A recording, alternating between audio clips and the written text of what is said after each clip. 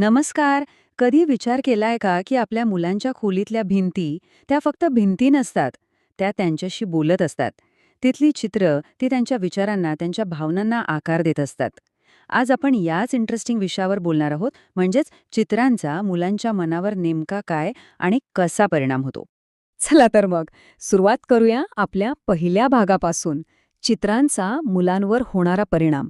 म्हणजे बघा, मुलांच्या आजूबाजूला जे काही दिसतं ना, विशेषतः चित्र, ती नकळतपणे त्यांच्या मनाशी एक संवाद साधत असतात. कसा? चला तेच पाहूया. हा एक खूप महत्वाचा प्रश्न आहे. मुलांच्या खोलीतल्या भिंती त्यांच्या मनात सकारात्मकता रुजवत आहेत की नकळतपणे नकारात्मकता? हे समजून घेणं इतकं गरजेचं आहे, कारण यातूनच आपण त्यांच्यासाठी एक चांगलं, पोषक वातावरण तयार करू शकतो. आता वळूया आपल्या दुसऱ्या भागाकडे. सकारात्मकता वाढवणारे फोटो. म्हणजे नेमके कोणते फोटो लावले पाहिजेत, ज्यामुळे मुलांच्या मनात चांगल्या भावना वाढीस लागतील? इथे आपण 6 प्रकारचे फोटो बघणार आहोत. हे असे फोटो आहेत जे मुलांच्या खोलीत एक पॉझिटिव्ह आणि छानसं वातावरण तयार करायला खूप मदत करतात. चला तर एक एक करून प्रत्येक प्रकाराबद्दल थोडं सविस्तर जाणून घेऊया. सगळ्यात पहिला प्रकार आहे निसर्गाची चित्र. तुम्हीच विचार करा. हिरवीगार झाडं, रंगीबेरंगी फुलं, उगवता सूर्य किंवा खळखळ वाहणाऱ्या पाण्याचा एखादा धबधबा. ही चित्र बघूनच मनाला कसं शांत आणि फ्रेश वाटतं, नाही का? या चित्रांमुळे खोलीत एक सकारात्मक ऊर्जा येते, जी मुलांच्या मनासाठी खूपच फायदेशीर ठरते. पुढे आहेत आनंदी कुटुंबाचे फोटो.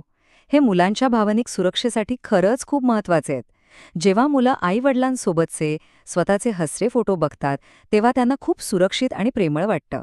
एक प्रकारची भावना त्यांच्या मनात रुजते की आपलं कुटुंब किती छान आहे, किती घट्ट आहे. आता येऊया मुलांच्या सगळ्यात आवडत्या गोष्टीकडे, कार्टून्स. त्यांच्या विश्वात कार्टून्सना एक खास जागा असते. त्यामुळे त्यांच्या आवडत्या कार्टून कॅरेक्टरचे फोटो त्यांना नक्कीच आनंद देतात.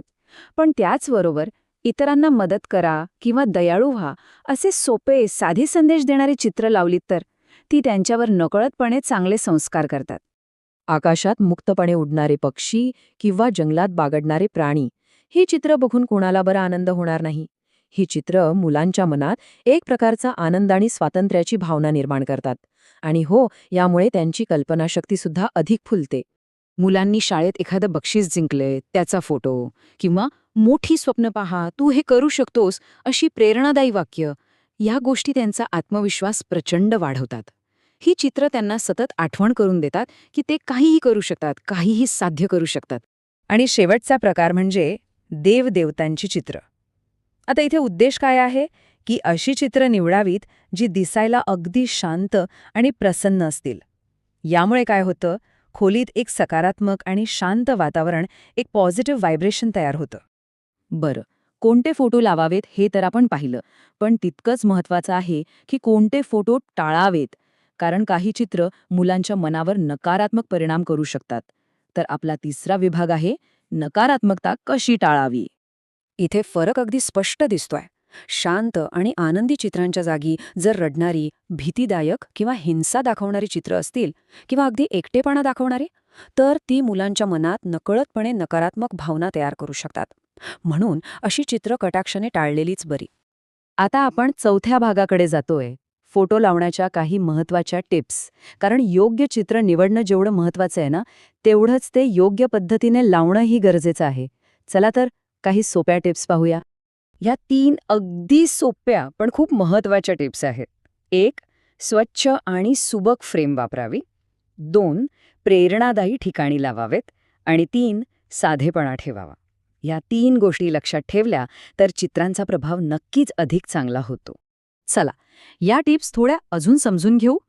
फोटो नेहमी स्वच्छ, नीटनेटके फ्रेममध्ये असावेत, म्हणजे ते आकर्षक दिसतात. मुलांच्या अभ्यासाच्या टेबलाजवळ जर हलके फुलके आणि प्रेरणादायी फोटो लावले तर त्यांना अभ्यासातही प्रोत्साहन मिळतं. आणि सगळ्यात महत्त्वाचं, खूप जास्त फोटोंची गर्दी करू नका. काही निवडक आणि प्रभावी चित्रांच पुरेशी असतात. साधेपणा महत्त्वाचा आहे. तर आपण आता आपल्या शेवटच्या टप्प्यात आलो आहोत, मुलांसाठी सर्वोत्तम वातावरण. या सगळ्याचा निष्कर्ष काय आहे? तर हेच की आपण जाणीवपूर्वक आपल्या मुलांसाठी एक सकारात्मक आणि त्यांना आधार देणारं वातावरण निर्माण करू शकतो. हे लक्षात ठेवणं खूप गरजेचं आहे की भिंतीवरचं प्रत्येक चित्र हे फक्त सजावट नाहीये.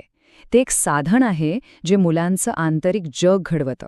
पालक म्हणून ही एक मोठी शक्ती आपल्या हातात आहे की आपण त्यांच्या आजूबाजूला कोणती ऊर्जा निर्माण करतो. आणि आता हा प्रश्न आपल्या सगळ्यांसाठी. आज जे काही आपण ऐकलं त्या आधारावर आपल्या मुलांच्या खोलीत असा कोणता एक छोटासा पण सकारात्मक बदल करता येईल, नक्की विचार करा, कारण एक छोटंसं चित्रसुद्धा खूप मोठं परिवर्तन